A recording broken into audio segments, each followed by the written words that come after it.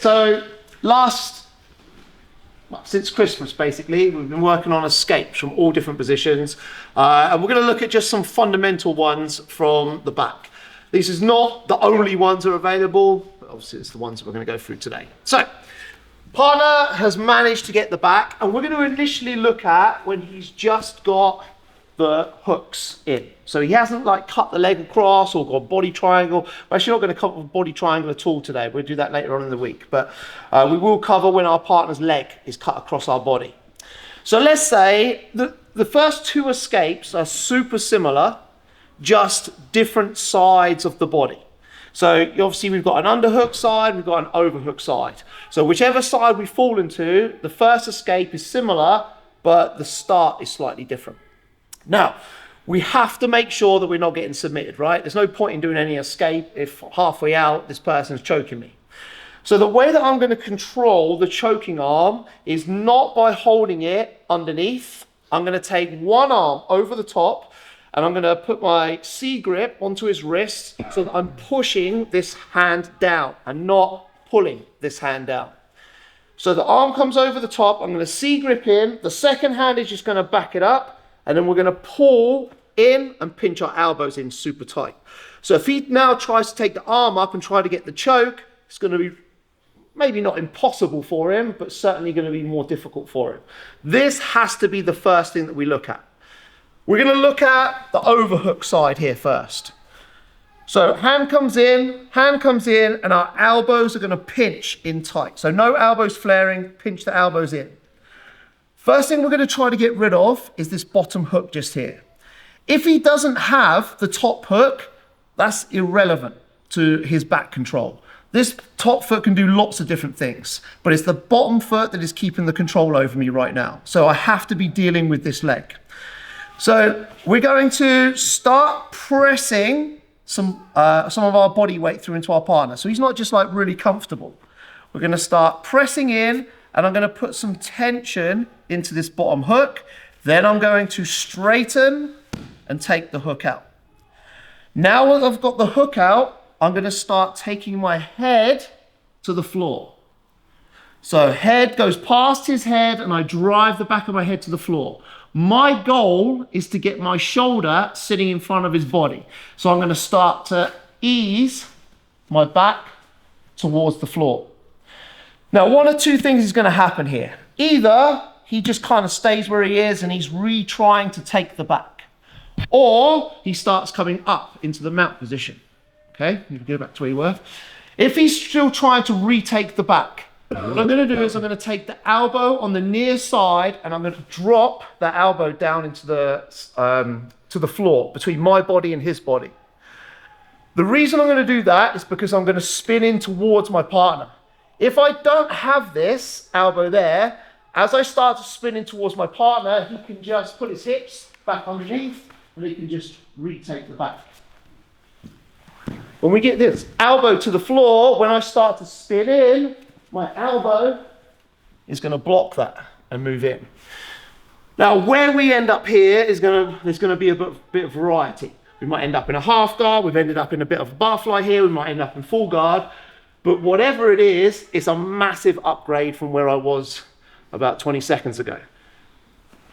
So again, hooks in, over the top, push, pull, don't get choked. I know this probably seems like the most basic thing in the world, but this is the arm that we need to defend, the one that's over the top of my shoulder. Like, seen this a lot, where they're controlling the bottom hand. This is the one that we need to defend.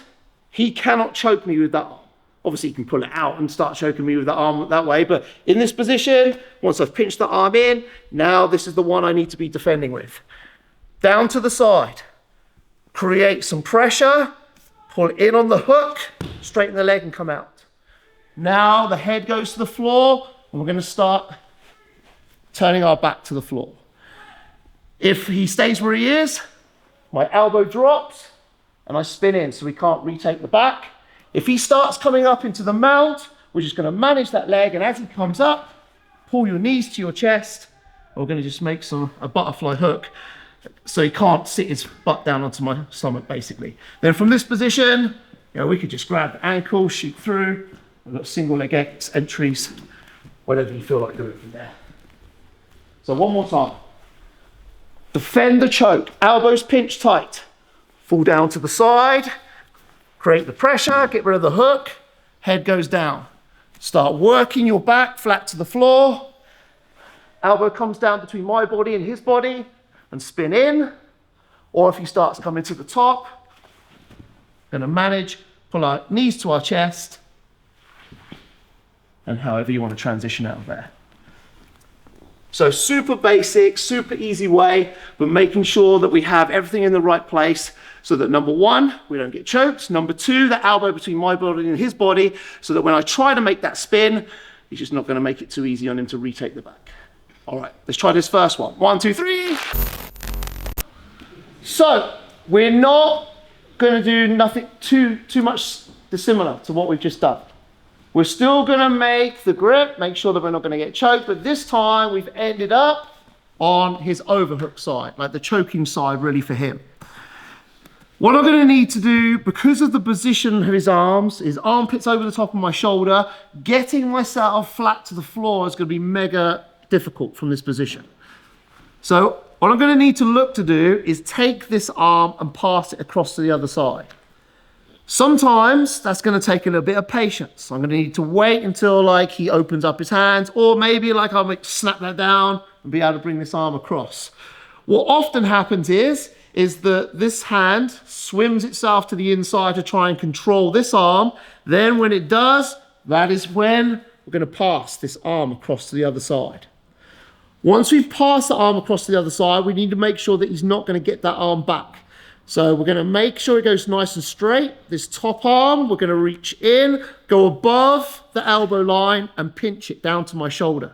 So if he tries to get his arm back, it's at least going to be difficult for him to do that. Now we've ended up pretty much in the same position, right? We make the tension, we get rid of that bottom hook, we start turning our back flat to the floor. If he kind of stays where he is, which probably he isn't, at least last time he had the opportunity to retake the back. Because I've passed his arm across, he really doesn't have the opportunity to take the back. So he's probably going to come up to the top. When he does, block, pull the knees through, or at the very least, like block, shrimp, and just take yourself out into a scrambled position and just don't end up back in mount or on the back. So we block and defend. Fall down to the side. We maybe got to be a little bit patient. When he opens up his hand, maybe to control, pass the arm across.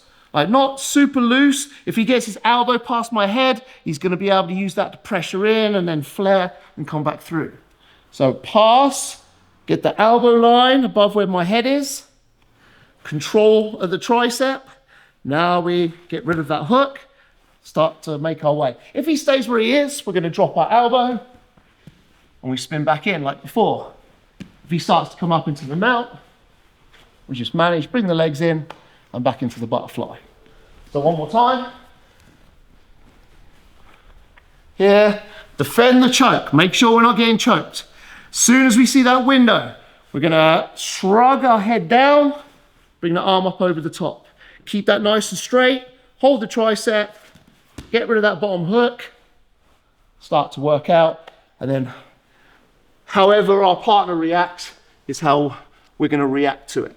Okay, so let's quickly do this one, overhook side this time, then we're going to look at probably a lot more common one you're going to come across, which is where they cut the leg across the belly. All right, 1, 2, 3.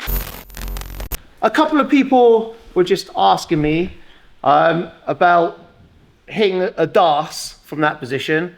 Now, I'm not as familiar with hitting the das from that overhook side, but on the underhook side, we definitely have the das available. If we're here and we manage to shrug and get this arm passed across to the other side, and we can get rid of that bottom hook, reach up around the back of the head, and then spin in, we have a nice das that we can hit.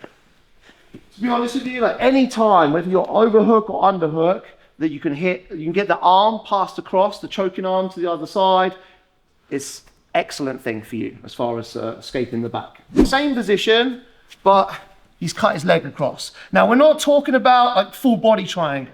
If he's got a full body triangle, we're going to need to do something else. But this can be a pain. If you go back to normal hooks, like this pretty much is easy to get rid of the hook. It doesn't take a lot for me to create a bit of tension, straighten my leg and pull the leg out and get my weight through his bottom leg. When he cuts that leg across to that top hip, this is a whole different thing. Still need to do the same principle things. We need to make sure we're not getting choked. So I'm going to put my hand into that C grip, make sure I pinch my elbows in. Now what I'm going to need to do is I need to be able to get a hook on this leg. If I just go here, I'm not going to be able to hook that leg, so I need to get my hips up into the air. If I just put my hips up into the air without controlling this top leg, his body will just like follow me over. So I'm going to take, once I feel comfortable with this first grip, I'm going to take my hand, I'm going to block this top leg. Then I'm going to start turning down to the floor and I'm going to push on this top leg and I'm going to lift my hips up in the air. Really important that I get my hips and my belly down towards the floor for this one. Push this top leg off. Then I'm going to take this leg up and out, bring it back, and I'm going to hook his leg. Once I've got that hook on the leg, I'm going to take my inside leg, slide it over, kind of like knee cut type position. And then we can start pushing in and turning ourselves back into position. Whatever scramble kind of happens there, again, we've got rid of their back control that they had as far as that leg cut across the belly. So here, make sure that we're not getting choked. Number one.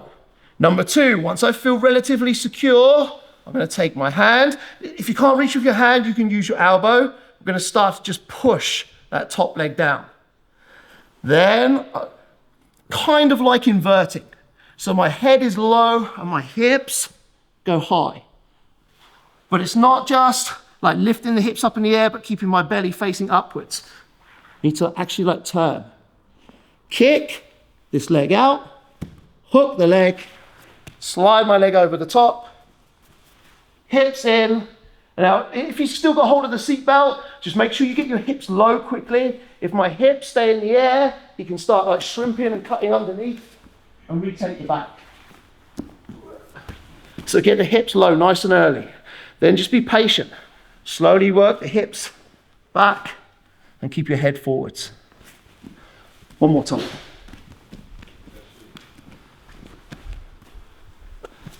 Leg cut across, foot on the top. Make sure that we're not getting choked. Block that top leg, then lift your hips up in the air. You need to clear the leg first. So kick it back, your leg in, hook it, then slide over.